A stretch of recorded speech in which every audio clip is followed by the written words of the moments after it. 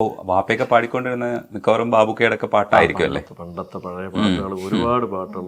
ഏതെങ്കിലും ഓർമ്മയുണ്ടോ വാപ്പ ഇങ്ങനെ ആസ്വദിച്ച് പാടുന്ന പാട്ട്? അപ്പൊ ഓ ദുനിയാ കേ രഖ്വാലേ സുൻ ദർദ് ഭരേ മേരെ നാലേ സുൻ ദർദ് ഭരേ മേരെ നാലേ.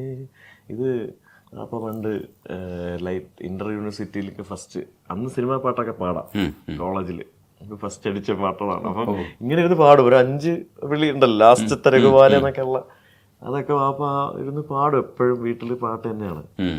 പിന്നെ ഓരോന്ന് ഈ ബാബുക്കാരൻ്റെ ഒരു പുഷ്പം, അതുപോലെ സുറുമ എഴുതിയ മെഴികൾ. ഞാൻ ആദ്യം പാടുന്നത് ഇതാണ്, മാമലകൾക്കപ്പുറത്ത്, ഇങ്ങനെ വായിലിങ്ങനെ എന്നെ തോളത്തെടുത്ത് വെച്ച് വാപ്പ ഇങ്ങനെ ഉറക്കുന്ന സമയത്ത് ഈ പാട്ട് പാടാറുണ്ട്. ആദ്യം ചെറുതില് അങ്ങനെ പാടിയിട്ടുണ്ടെന്നാണ്. ബാബുക്കയുടെ ഏതെങ്കിലും ഒരു പാട്ട് പാടും? അതെയാ, ശരി. ഒരു പുഷ്പത്തിന്റെ ആരാധികയാണ് അങ്ങനെ. ഞാനും എനിക്ക് ഒരു പുഷ്പമാണ്. അതെ അതെ അതെ, ശരി. എന്നാ മാനേജർ പറയുന്ന അനുസരിച്ച്. മാനേജർ പറഞ്ഞു ഒരു പുഷ്പം പാടാൻ.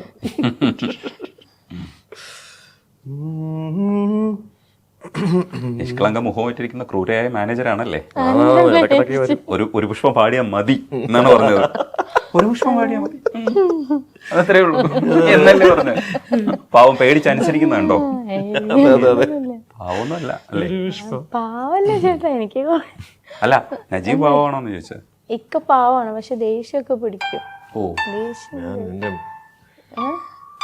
അല്ലെ, പക്ഷെ അത് തെറ്റെന്റെ കയ്യിലാവുമ്പോഴല്ലേ, അല്ലാണ്ട് വെറുതെ ഇല്ല.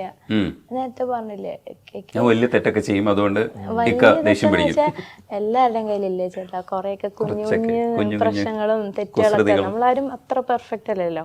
എന്താണെന്ന് അറിയില്ല, വെറുതെ നിൽക്കുമ്പോ ഞാനൊരു ചവിട്ട് കൊടുക്കും. അല്ല, ചവിട്ടില്ല, എന്തെങ്കിലുമൊക്കെ കുഞ്ഞു കുഞ്ഞു ദേഷ്യം എങ്ങനെയെന്നറിയാമോ? ഈ ചവിട്ടും അടിയും ബഹളം അതൊന്നുമല്ല. ഞാൻ നടന്നു പോകുമ്പോ വാതിലിടിഞ്ഞ് വേണ്ടി ശബ്ദമൊക്കെ. ഓ, വാതിൽ അങ്ങനല്ല, വാതിലടയ്ക്കും. പിന്നെ പാത്രം എനിക്കുള്ള ദേഷ്യം എന്ന് വെച്ചാ മുഖത്തടിച്ചതാണല്ലേ. ഞാൻ ഇക്കയുടെ അടുത്ത് തീർക്കൂല, വേറെ ആയിട്ടും തീർക്കൂല. അത് ഒരു ചീത്ത സ്വഭാവമാണ്. ഡോറിലുണ്ട്. ചിലപ്പോ എന്റെ കയ്യില് പാത്രമാണെങ്കിൽ എടുത്ത് വലുതായിട്ട് എറിയും. അങ്ങനല്ല, ഇപ്പൊ ഇവിടെ ഇരിക്കുന്ന പാത്രം ടക്കെന്ന് പറഞ്ഞിട്ട് ഡോറാണെങ്കില് അടയ്ക്കും. ഇച്ചിരി ശക്തി കൂടി പോകും, അറിഞ്ഞോണ്ടല്ല. പക്ഷെ ഡോർ അടയ്ക്കേണ്ട ഡോറാണെന്ന് വിചാരിക്കുക. അങ്ങനെയാണെങ്കിൽ ഡോർ അടയ്ക്കുക, അതിൽ തീർന്നു. എന്റേതെന്ന് വെച്ചാൽ എനിക്ക് അങ്ങനെ ശബ്ദം കേൾക്കുമ്പോ ഒരു കുളിരല്ലേ. എല്ലാവർക്കും ദേഷ്യം വരുമ്പോ വോയിസ് റേസ് ചെയ്ത് പടാർന്ന് പറഞ്ഞിട്ടല്ലേ, എനിക്ക് അങ്ങനൊന്നും പറ്റൂല. എന്റെ ദേഷ്യം ഞാൻ എന്റെ സാധനങ്ങളിൽ അങ്ങ് തീർക്കും. വേറെ മുഖത്ത് അങ്ങനെ സംസാരമൊന്നുമില്ല. അങ്ങനത്തെ എനിക്ക് പറ്റൂല. പറ്റണം, രണ്ടു കൊടുക്കണ്ടേ?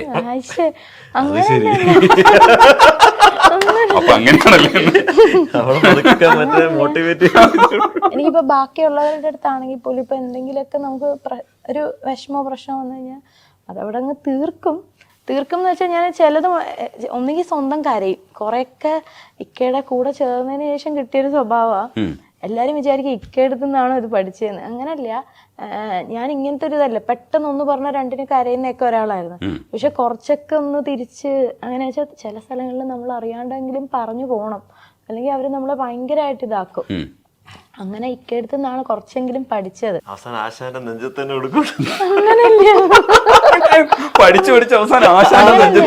അല്ലല്ല, ഇക്ക പഠിപ്പിച്ചു, അങ്ങനല്ല.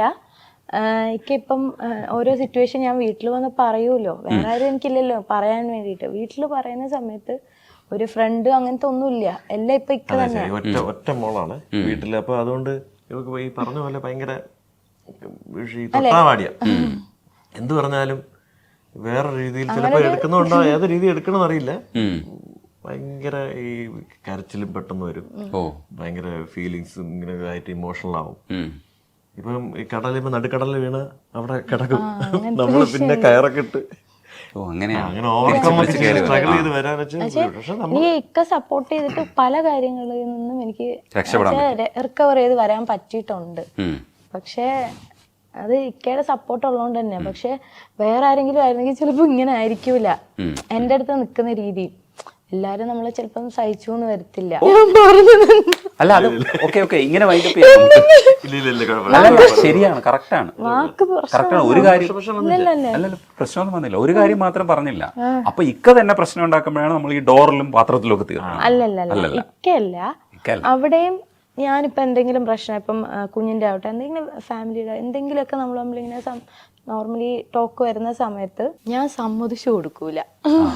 സമ്മതിച്ചു കൊടുക്കൂല എന്ന് വെച്ചാ ഇപ്പൊ എന്റെ കയ്യിലാണ് തെറ്റെന്നുണ്ടെങ്കിലും വിട്ടുകൊടുക്കൂല. അത് കറക്റ്റ് അല്ലേ? എനിക്ക് തോന്നിയിട്ടില്ല. ഈ കാര്യങ്ങള് ഇപ്പൊ എന്റെ തെറ്റ് ചൂണ്ടിക്കാണിച്ചാലും അത് കറക്റ്റ് ആയിട്ട് ഞാൻ ചിലപ്പോ അല്ലേ അങ്ങനെ വെച്ചാൽ സമ്മതിച്ചു കൊടുക്കൂല വെച്ചാൽ അപ്പൊ ഇങ്ങനെയൊക്കെ എന്തെങ്കിലും പറയാമെങ്കിൽ എനിക്ക് ദേഷ്യം വരും. അത്രയും ദേഷ്യം വരുമ്പോ പാത്രം തീരും.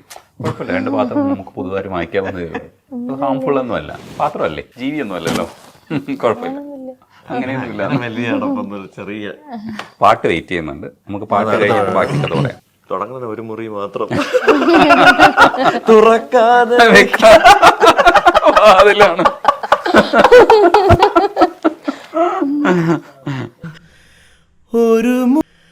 ഒരു ഗാനം മാത്രമൻ ഹൃദയത്തിൽ സൂക്ഷിക്കാൻ